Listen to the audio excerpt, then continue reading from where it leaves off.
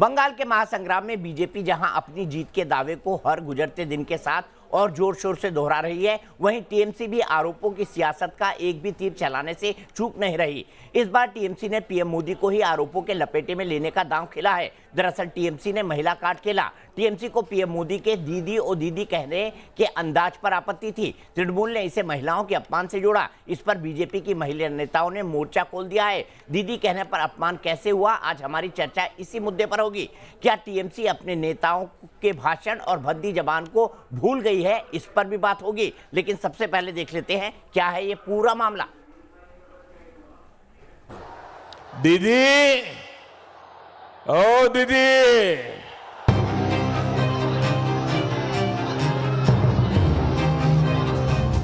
Battle of Bengal में आरोपों का स्तर क्यों गिरा रही है टीएमसी? दीदी और दीदी पर अब सवाल क्यों उठा रही है टीएमसी? हर चरण की वोटिंग के बाद क्यों बढ़ रही है टीएमसी की बौखलाहट? बंगाल में तीसरे चरण के मतदान से पहले सियासी तल्खियां बढ़ती जा रही हैं। थर्ड फेज की वोटिंग से ठीक पहले सूबे की सियासत में एक मुद्दा तेजी से उछला है और मुद्दा है दीदी और दीदी का। पीएम मोदी ने चुनावी मंच से ममता बनर्जी को ललकारते हुए दीदी और दीदी क्या कहा, बंगाल की सियासत में बवाल शुरू हो गया। दीदी, ओ दीदी। टीएमसी ने इसे मुद्दा बनाते हुए ममता बनर्जी का अपमान बताया। जानकारियों के मुताबिक कड़े चुनावी मुकाबले ने टीएमसी को उलझन में डाल दिया है। ऐसे में पार्टी सुप्रीमो ममता बनर्जी की हालत क्रिकेट के मैदान में मौजूद उस फील्डर जैसी हो गई है जिसे हर फ्रंट पर जाकर बॉल को बाउंड्री पार होने से रोकना है। ऐसे में ममता बनर्जी कभी हिंदू वोट बैंक को साधने के लिए चंडी पाठ करती हैं। ओम सर्वमंगल मंगल्ये शिवे सर्वार्थ साधिके शरण्ये त्र्यंबके गौरी नारायणी नमस्तुते। तो चुनावी मंच से अपना गोत्र बताने से भी उन्हें परहेज नहीं। আমি বললাম দেখুন আমার তো একটা পার্সোনাল গোত্র আছে, সেটা সান্ডিল্য। जबकि मुस्लिम वोटर्स को साधने के लिए वो ओवैसी और सिद्दीकी को कोसने से भी पीछे नहीं हटती। अब ममता बनर्जी के सामने महिला वोट बैंक को बचाने की चुनौती है, लिहाजा टीएमसी के नेताओं ने पीएम मोदी के दीदी और दीदी वाले बयान पर उंगली उठानी शुरू कर दी है। उन्हें इस बयान में पीएम का लहजा ठीक नजर नहीं आ रहा।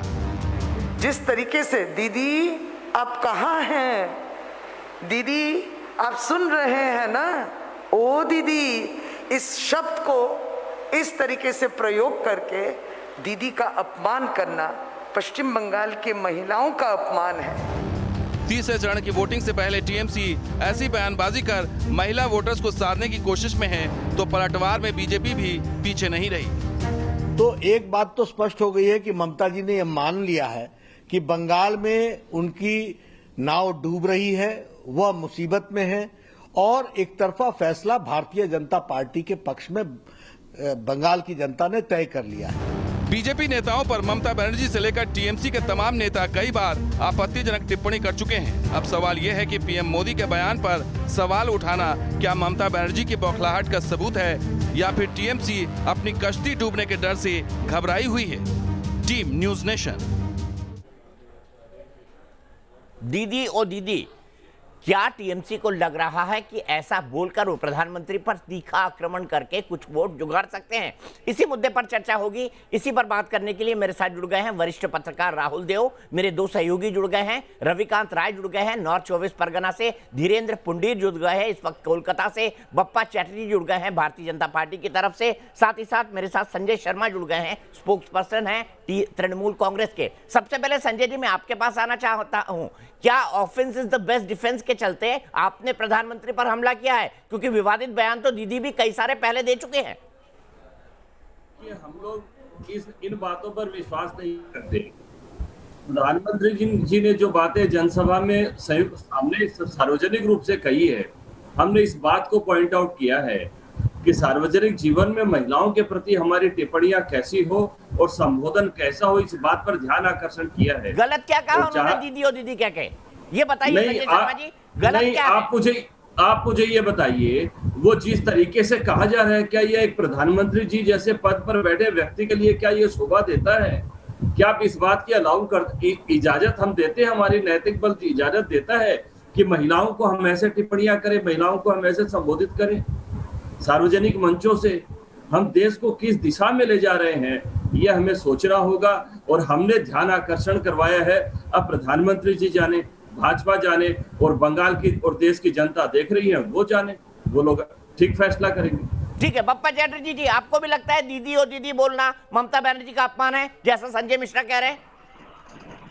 देखिए दीपक जी, दीदी और पीसी दो शब्दों को इन्होंने बंगाल में बदनाम करके रख दिया है, इसमें कोई दो राय नहीं है, क्योंकि इसीलिए इन लोगों को दिक्कत है।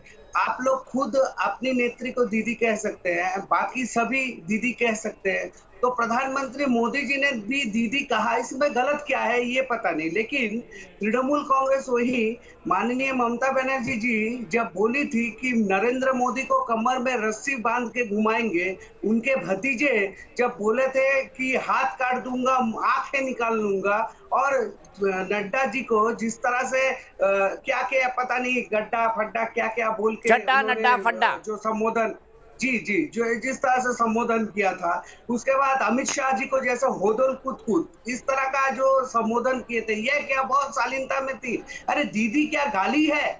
उन लोगों को गाली क्यों लग रहा है? इसका मतलब चोर के दाढ़ी में तिनका है, इसको अस्वीकार नहीं किया जा सकता है। इसका मतलब दीदी के नाम को और पीसी के नाम को तृणमूल कांग्रेस ने शर्मसार किया है, जिस वजह से आज कोई भी दीदी बोलने से उन लोग को दिक्कत लगती है। कोई कहाँ, हम लोग तो चलते जाते आते फिरते किसी को भी दीदी पुकारे, तो बंगाल में अभी मेरे प्रवक्ता एक बहन दीदी बैठी थी, मैंने उनको दीदी करके संबोधन किया, और हम लोग ये कल्चर है दीदी करके संबोधन करते हैं। तो इसमें दिक्कत क्या है? तकलीफ इसलिए है क्योंकि गाली वो लोग दे रहे हैं, उनकी गाली उन्हीं पे पड़ रहे हैं। बंगाल की जनता उनकी गाली को देख रहे हैं, उनके भाषा को देख रहे हैं, उनके शालीनता का लेवल को देख रहे हैं। ठीक है, सीधे चलता हूं संजय शर्मा के पास।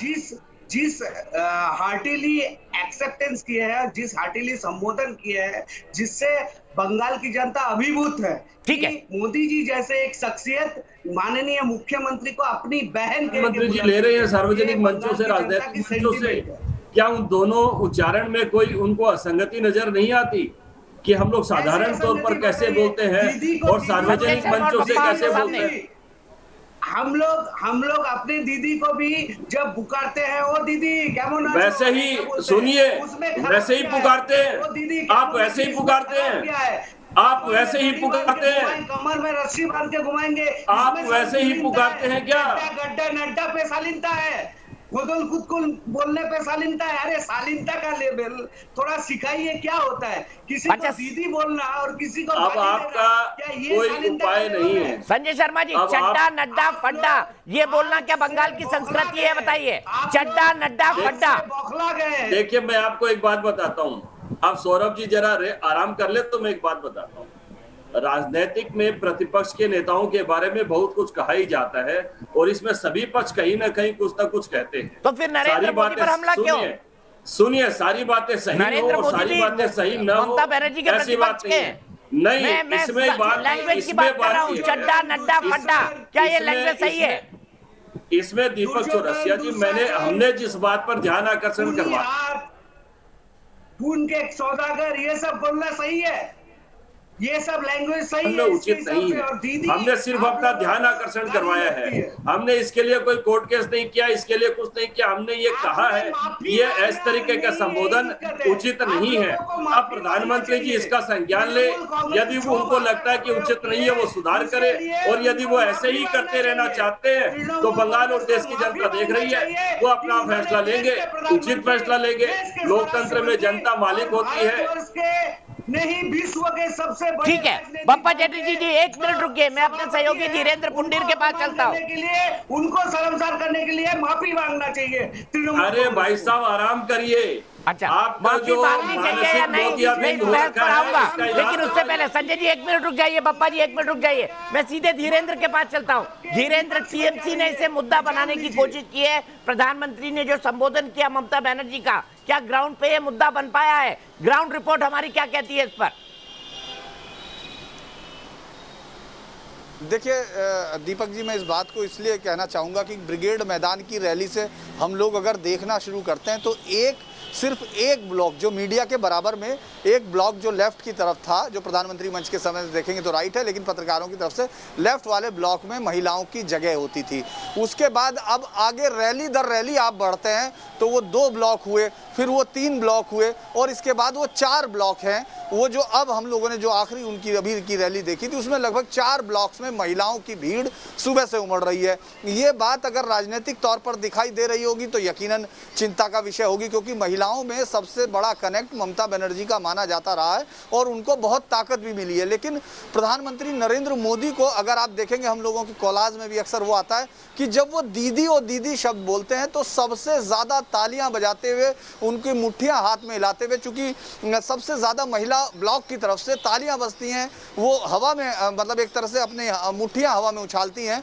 और अगर मैं इसको इस तरफ देखूं कि लगातार प्रधानमंत्री मोदी इस बात का, चूंकि उनकी भाषा बहुत सारे लोगों को जो उस रैलियों में आ रही है, जैसे गाँव की तरफ से आ रही है, वो बंगाली भाषा को समझते हैं, हिंदी उनको उतनी समझ में नहीं आती, लेकिन वो उस प्रधानमंत्री मोदी के भाषण में उनको देखने आती है और साथ ही साथ ये शब्द दीदी और दीदी को लेने मतलब इसको सुनने के लिए और उस वक्त सबसे ज़्यादा तालियां बजाने के लिए आती हैं।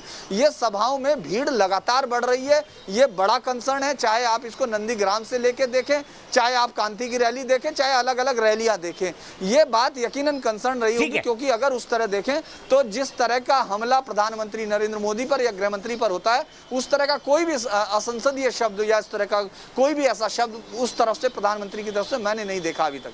सुबीर, क्या लगता है आपको, महिलाओं में दीदी नीचे जा रही है? क्योंकि जो जितना लोकप्रिय होता है वो उतनी जल्दी अलोकप्रिय भी होता है, ये हमने राजनीतिक सिद्धांत के अंदर देखा है। क्या दीदी को लग रहा है कि ये प्रेस कॉन्फ्रेंस कराना जरूरी था? और क्या आपको लगता है कि ये प्रेस कॉन्फ्रेंस करके टीएमसी ने किसी तरह की कोई गलती की है दीदी और दीदी मुद्दे पर? आप मुझे पूछ रहे हैं? जी हाँ, देखिए, ये जो चुनाव है ना, इसमें ठोस मुद्दों से हटकर दोनों दल इधर उधर का भाषण, इधर उधर का बकवास बहुत ज्यादा कर रहे हैं। मैं सोच समझ के बकवास शब्द का इस्तेमाल कर रहा हूं। जो चीज रेलेवेंट नहीं है, आम जनता का दिन का रोजाने का जो एक जीवन का संग्राम है, उसके साथ जिसका कोई रिलेशन नहीं है, ये नाटकबाजी, ये जिसको हम बांग्ला में यात्रा बोलते हैं ना, फोक थिएटर, ये सब हो रहा है। अब मोदी जी ने जिस तरह से दीदी और दीदी कहा, ये पक्का है कि वो छेड़ने की कोशिश कर रहे थे दीदी को।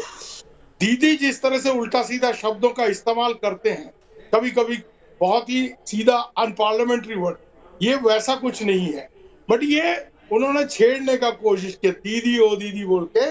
तो अब इसमें यही है कि ये अपने आप में, अगर हमारे पास ठोस मुद्दा है ना राजनीति जो कर रहे हैं, तो इसको लेके उछालने की कोशिश नहीं करेंगे, क्योंकि अपने आप में इसने क्या कह दिया ये जजमेंट वोटर पे छोड़े आप।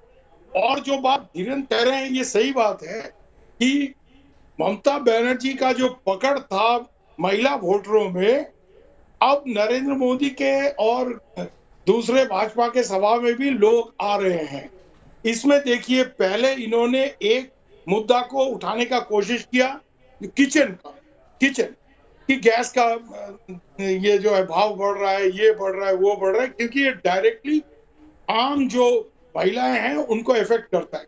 जो किचन इकोनॉमिक्स है उस पर ममता ने बहुत फोकस किया, ठीक है, पर अब जो है भाजपा के तरफ से उसका कोई जवाब तो नहीं आया है कि गैस का ये कमेगा वो कमेगा। बट ये जो इश्यू है ना, जहां तक हम समझते हैं, ये ठोस पॉलिटिकल मुद्दा, इससे पहले लेफ्ट के जमाने में जब चुनाव होता था और ममता इसी रवैये से लड़ती रही है, तो ये सब मुद्दा कभी हमको दिखा नहीं।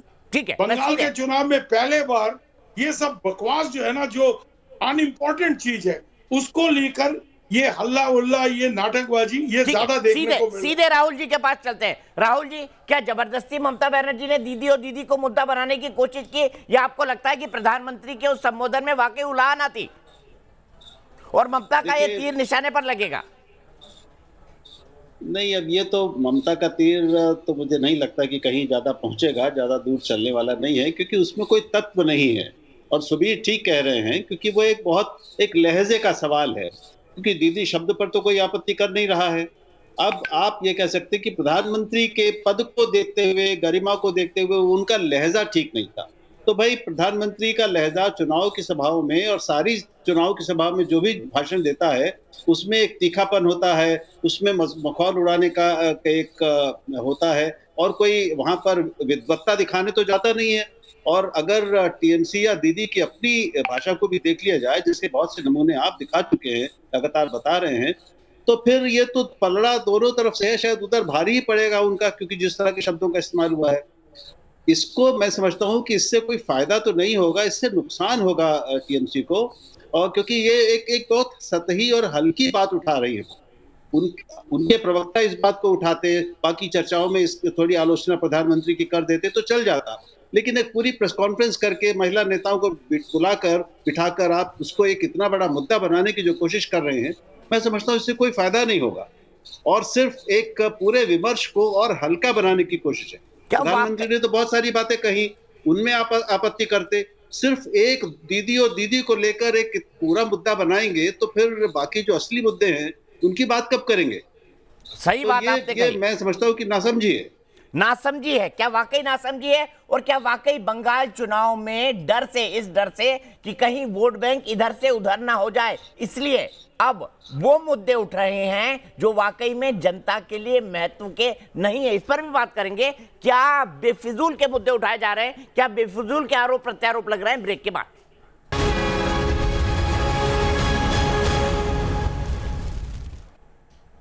तो राजनीतिक रैलियों में व्यंग होता है, उपहास होता है, तीखे बाण होते हैं, शब्दों के तीर होते हैं और बड़े बड़े आरोप होते हैं, लेकिन प्रधानमंत्री के दीदी ओ दीदी कहने पर आखिरकार टीएमसी इतनी क्यों चिढ़ी कि महिला नेत्रियों को प्रेस कॉन्फ्रेंस करनी पड़ी?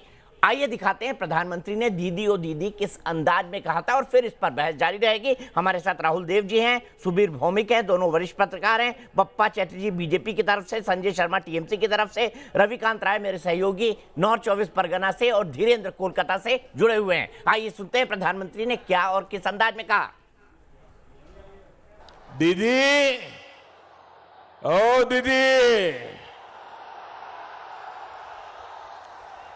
दीदी तृणमूल कुल नहीं, बंगाल के लोगों के लिए शूल है, शूल। बंगाल को असहनीय पीड़ा देने वाला शूल है तृणमूल। सीधे रविकांत के पास चलते हैं। रविकांत, प्रधानमंत्री जब भाषण करते हैं तो उसमें हर चीज होती है, गंभीरता होता है, व्यंग होता है, उपहास होता है, तीखे बाण होते हैं, कुछ ऐसे शब्द होते हैं जो वाकई कैची बन जाएं। क्या प्रधानमंत्री का दीदी ओ दीदी कहना, क्या आपको लगता है कि प्रधानमंत्री जिस तरह के भाषण देते हैं उसी का हिस्सा है, और खासतौर पर चुनावी रैली में?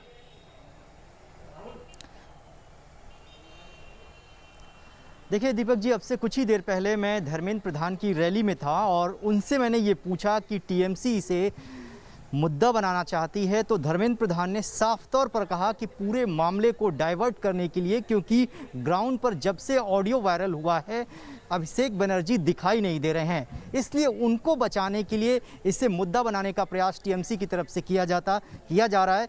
लेकिन प्रधानमंत्री जब भी कोई टिप्पणी करते हैं उसमें मर्यादा का ख्याल रखते हैं, और धर्मेंद्र प्रधान ने यह भी कहा दीपक जी कि जब कोई व्यक्ति सुनता नहीं है, जानबूझकर सुनते हुए भी ना सुनने का दिखावा करता है, उसी अंदाज में प्रधानमंत्री ने दीदी वो दीदी कहा है। उनके ऊपर कोई व्यक्तिगत टिप्पणी नहीं है, इसलिए बीजेपी ये मानती है कि इसको जानबूझकर मुद्दा बनाने का प्रयास टीएमसी कर रही है, जो कि ग्राउंड पर बनता हुआ दिखाई फिलहाल नहीं दे रहा है।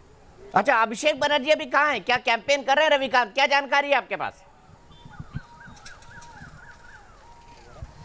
देखिए दीपक जी, जब से ये ऑडियो वायरल हुआ है जो उनकी प्रेजेंस है वो बहुत कम हो गई है, वो पब्लिक मीटिंग्स बहुत कम कर रहे हैं, दिखाई नहीं दे रहे हैं, और यहाँ तक कहा जा रहा है कि उनसे जुड़े हुए जो लोग हैं उनको एजेंसियां ढूंढ रही हैं। विनय मिश्रा कहाँ पर हैं इस बात की कोई जानकारी नहीं है, उनको कहाँ छुपा कर रखा गया है। इसलिए बीजेपी लगातार भाईपों पर हमलावर है, और इसी बात को ध्यान में रखते हुए टीएमसी ने ये काउंटर अटैक किया है कि प्रधानमंत्री ने ममता बनर्जी के ऊपर व्यक्तिगत टिप्पणी की है। सीधे चलता हूं संजय शर्मा के पास। संजय शर्मा जी, बताइए क्या ये टिप्पणी इसलिए क्योंकि आप अभिषेक बनर्जी को बचाना चाहते हैं ऑडियो वायरल होने के बाद? और वाकई में अभिषेक बनर्जी अभी कहाँ है? कैंपेन में दिखाई नहीं दे रहे वो, ऐसा बीजेपी का कहना है।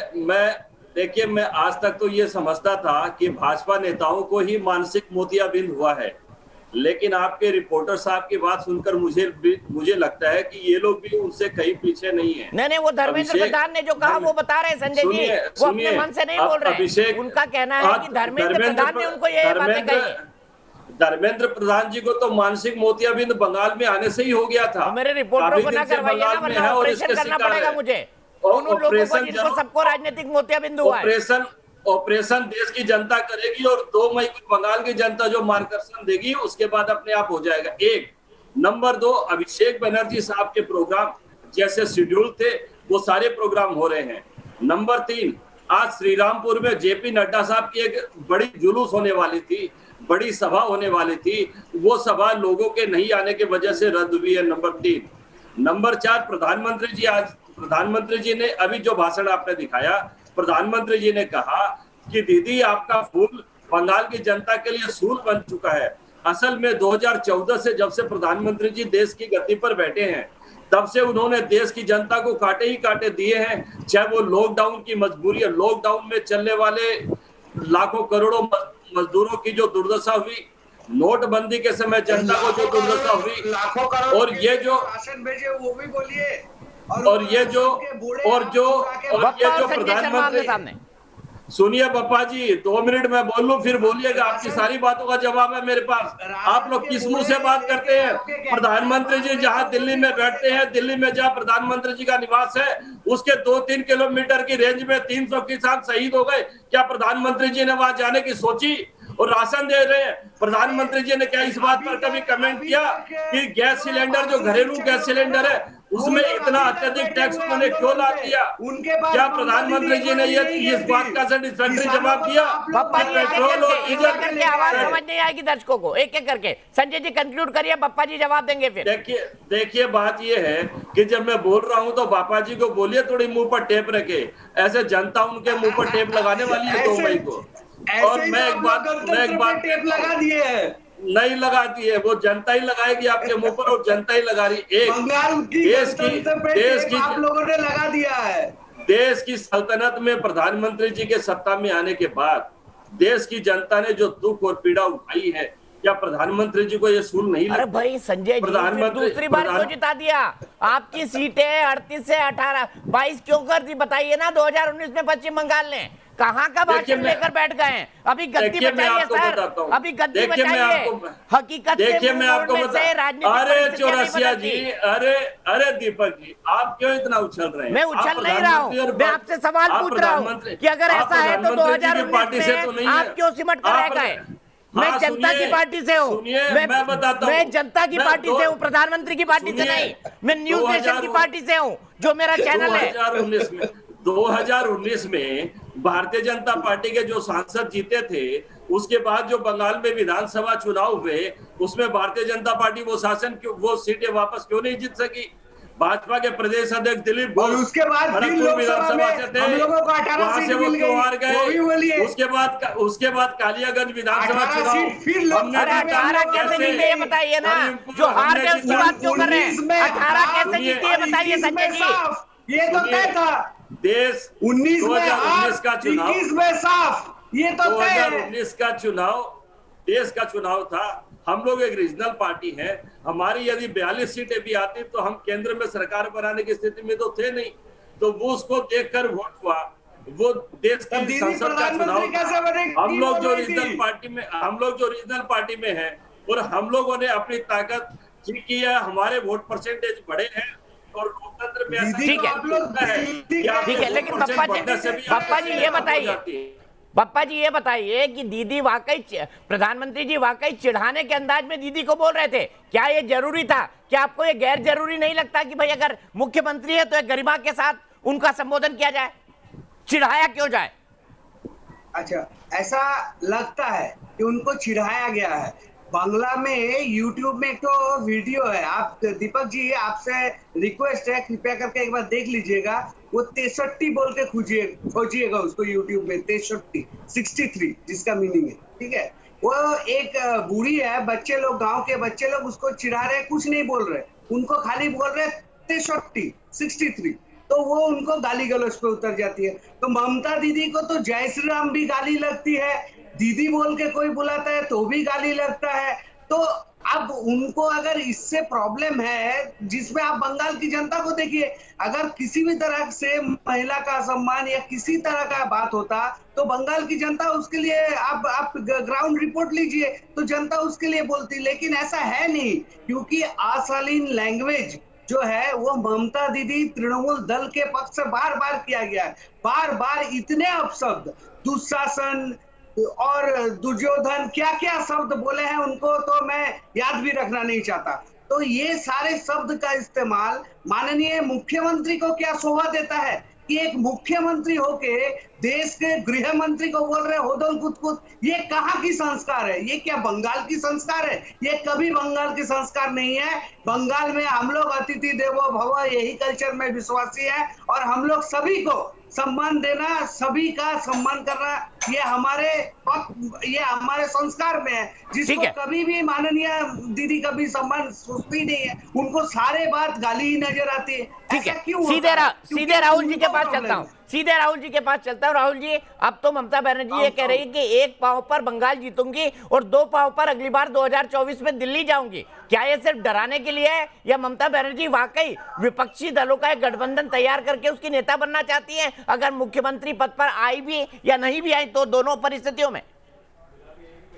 हाँ, कुछ लगता है कि उनके मन में कुछ इस तरह की बात है। ये सुनकर मुझे पढ़कर ध्यान आया है, वामन अवतार जो हमारे यहाँ हुए हैं विष्णु भगवान के, उनकी याद आई मुझे कि उन्होंने 3 पग में पूरी पृथ्वी सृष्टि को लांघने की तैयारी कर ली थी।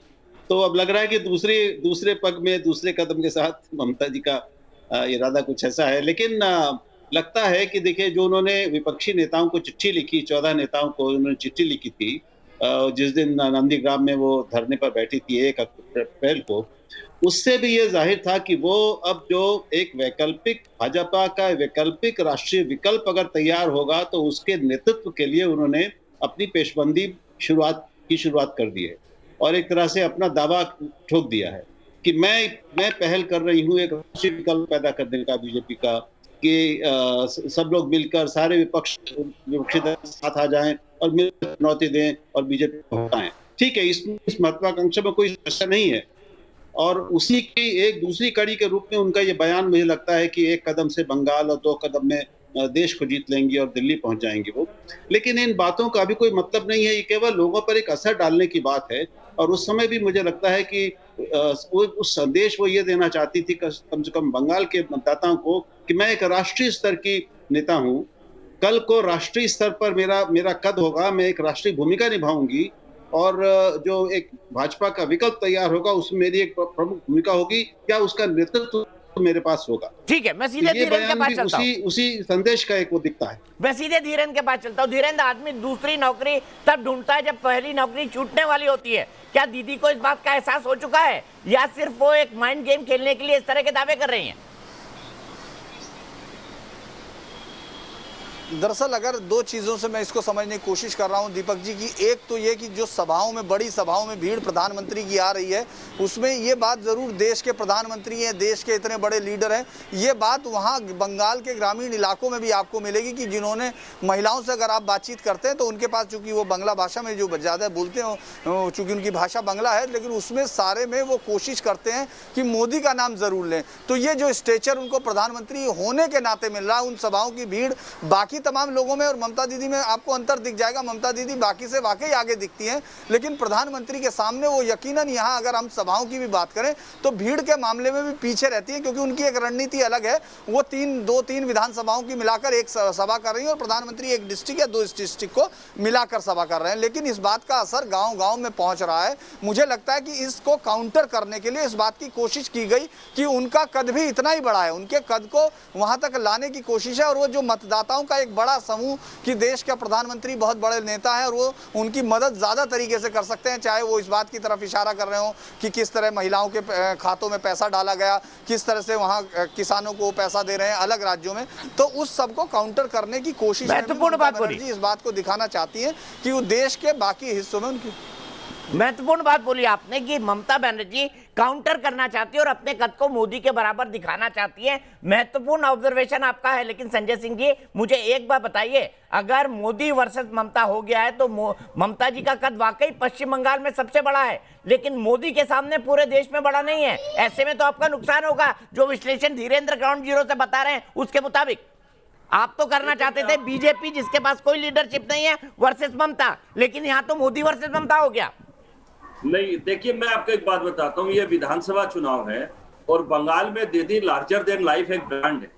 दीदी के जो संघर्ष की कहानी है, दीदी की जो आंदोलन की कहानी है, और दीदी ने बंगाल में जो आमूलचूल परिवर्तन किया है, दीदी स्वाभाविक तौर पर बंगाल के लोगों के दिल में बसती है और ये 2 तारीख को प्रतिफलित मतगणना जब होगी तब ये दृश्य जो है आपको प्रतिफलित होगा। 1 नंबर 2, दीदी ने बंगाल के लोगों के लिए वास्तविक तौर पर हर सुख और दुख में दीदी साथ खड़ी रहती है। दीदी हर आपदा के समय, विपदा के समय सामने आकर काम करती है और लोगों को उत्साह बढ़ाती है। जहां तक भारतीय जनता पार्टी की बात है, दीदी के मुकाबले इनके पास कोई नेता है नहीं और बंगाल की जनता ने अभी तक अपने जितने भी सर्वे, जितने भी नतीजे, जितने भी आकलन आए हैं, सभी में दीदी की जो लाइकिंग है, दीदी को मुख्यमंत्री पर जो देखना चाहती है, ये संख्या बहुत बड़ी है और बहुत भारी है और इसके आसपास सारी बीजेपी पार्टी मिलकर भी चेष्टा कर ले, इसके आसपास नहीं आ सकती। स्वाभाविक तौर पर बंगाल की जनता 2/3 बहुमत से दीदी को ही वापस सत्ता में लाएगी। पप्पा जी, आप हारेंगे तो सिर्फ इस बात को लेकर कि ममता बनर्जी के बराबर का नेता आपके पास पश्चिम बंगाल में नहीं है, ये कह रहे हैं संजय सिंह, और ये एक हकीकत भी है। जी नहीं, ये हकीकत मैं नहीं मान सकता, क्योंकि भारतीय जनता पार्टी एक ऐसा पार्टी है, ये परिवार से रिलेटेड पार्टी नहीं है कि ममता दीदी के बाद उनके और कौन रहेंगे उनके बाद, ये उनको सोचना पड़ता है कि ममता दीदी के बाद उनका दायित्व संभालने अभिषेक बनर्जी को देना पड़ता है। वो संजय सिंह जी जो भी नेतृत्व नहीं मिलेगा वो। लेकिन भारतीय जनता पार्टी कोई परिवार का पार्टी नहीं है। भारतीय जनता पार्टी ऐसी एक पार्टी है, नीतिनिष्ठ राजनीति करती है और ऐसी दल है जहां नेतृत्व की कमी कभी नहीं है। एक से बढ़कर एक नेतृत्व हमारे हैं और आने वाले दिन 2 मई को जब बंगाल में बीजेपी का सरकार बनेगा, मुख्यमंत्री का चेहरा भी स्पष्ट हो जाएगा। हम लोग ऐसे बहुत से राज्य है, प्रदेश है जहां पर हम लोगों ने मुख्यमंत्री की चेहरा को सामने नहीं रखा है। हम लोगों ने बंगाल में भी ऐसा किया है। बंगाल में हमारे पास एक से बढ़कर एक नेतृत्व है, नेता है, जो लोग तैयार हैं और सशक्त नेतृत्व हैं, जो लोग बहुत काम किए ग्राउंड लेवल पे, जिनकी परिचिति है, जिनके फॉलोअर है, जो लोग भारतीय जनता पार्टी के आइडियोलॉजी के ऊपर आगे बढ़ रहे हैं, देश को आगे लेके जा रहे हैं। संजय जी को मैं साधुवाद देना चाहूंगा इस बात के लिए कि उन्होंने माना कि तृणमूल कांग्रेस नाम के आगे ऑल इंडिया जितना भी लिख ले वो एक रीजनल पार्टी ही है। ऑल इंडिया तृणमूल कांग्रेस नहीं है, वो सिर्फ तृणमूल कांग्रेस है। तो ये सच्चाई को मानने के लिए मैं संजय जी का आभार व्यक्त करता हूँ कि ये सच्चाई को उन्होंने महसूस किया और आने वाले 2 तारीख को बंगाल की जनता परिवर्तन करके बंगाल में भारतीय जनता पार्टी की सरकार को स्थापन करेगी, ये निश्चित है। संजय जी, ये बताइए कि अगर पश्चिम बंगाल में आपकी हार हुई, मैं हाइपोथेटिकल सिचुएशन की बात कर रहा हूं, अभी भी 6 फेज की वोटिंग बाकी है, तो फिर दीदी दिल्ली पर दावा कैसे ठोकेंगी? क्योंकि तब तो उनका जो व्यक्तिगत जनाधार है वो खत्म हो जाएगा। तब दिल्ली में राहुल गांधी या बाकी नेता उनको क्यों भाव देंगे जिनके खिलाफ आप चुनाव लड़ रहे हैं? देखिए मैं आपको बताता हूँ, 2 चरण के चुनाव हो चुके हैं और भारतीय जनता पार्टी को पता है इन चुनाव में उनके लिए क्या निकलेगा और तृणमूल के लिए क्या निकलेगा। उसके बाद हताशा में पूरी भारतीय जनता पार्टी है और इनके नेताओं को लगता है कि बंगाल में वापस आना इनके लिए बहुत दूर की कौड़ी है और दूर दूर तक इनकी कोई संभावना नहीं है। ये एक बहुत बड़ा कारण है कि भारतीय जनता पार्टी अब तिलमिला गई है और अनाप शनाप की बातें पश्चिम बंगाल में फैला रही है, जिसमें इनकी मास्टरी है। जहां तक दीदी और तृणमूल कांग्रेस का सवाल है, हम लोग बंगाल में 2/3 बहुमत से सरकार वापसी करेंगे और उसके बाद जो राष्ट्रीय राजनीति में हमारी भूमिका होगी, तृणमूल कांग्रेस निभाएगी भूमिका। बप्पा चैटर्जी जी, 30 सेकंड आपके। राष्ट्रीय राजनीति में भूमिका निभा पाएगी तृणमूल, और क्या कांग्रेस स्वीकार करेगी इनको जिनके खिलाफ ये चुनाव लड़ रहे हैं? दीपक जी, तृणमूल तो चिट्ठी भी लिखे हैं बंगाल में आने के लिए, सबको न्योता भी डाले हैं, लेकिन कितने जन उनके न्योता पे समर्थन दिया है ये देख लीजिए कि बंगाल की चुनाव में उनको भाड़े के लोग लाने पड़ रहे हैं। दीदी वो सोच रही हैं कि ये लोग मेरे लिए भाड़े पे खटेंगे, और वही दूसरे लोगों को बहिरागत बताती है, बाहरी बताते हैं। जो लोग यहाँ के रहने वाले हैं, बीजेपी करते, उन लोगों को भी बाहरी बताते हैं। तो दीदी अब दिल्ली में जाके चुनाव लड़ना चाहती है। मेरे को ये बात बताइए दीपक जी कि पूरे बंगाल के अलावा पूरे भारतवर्ष में और तृणमूल का अस्तित्व कहाँ है?